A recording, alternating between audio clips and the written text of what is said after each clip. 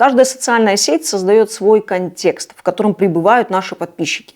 Эти контексты в том числе определяют законодательство, события и социокультурные нарративы тех стран, где находятся наши люди.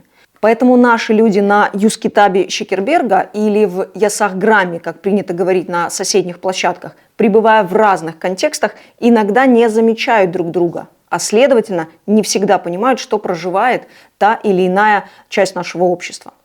У этой сетевой истории есть еще одна сторона. Они фрагментировали нас еще и по возрасту.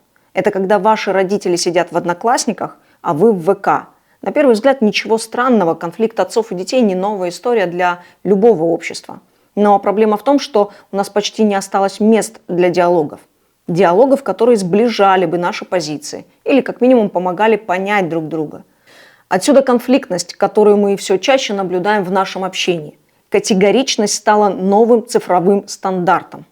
Наблюдая за этими процессами, мне все чаще кажется, что мы уже заранее готовы к недоверию, еще не прочитав коммент или не услышав до конца собеседника. И, судя по всему, ни одной мне это показалось настолько очевидным и бросающимся в глаза.